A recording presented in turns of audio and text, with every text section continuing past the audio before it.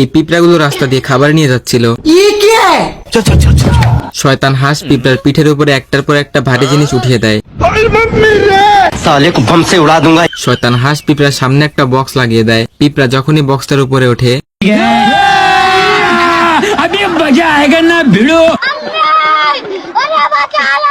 শয়তান হাঁস পিঁপড়াকে সুতার উপর থেকে ফেলে দেয়।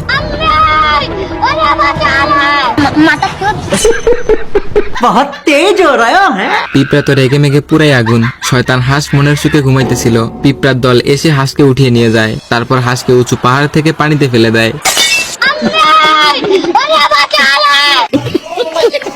তো এই বলদে যাইতেছে খরগোশের রাজ্য আক্রমণ করতে।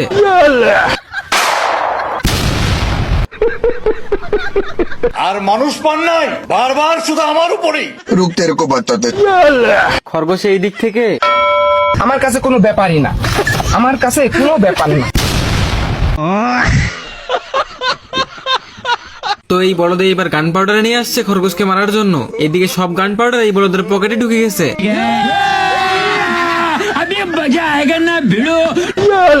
আর এদিকে খরগোশ মনের সুখে গাজর খাইতেছে। তো খরগোশে বলদের পকেট থেকে পড়া গান পাউডারে আগুন লাগিয়ে দেয়। भाई यहाँ पे क्या हो रहा है भाई, यहाँ पे क्या हो रहा है भाई।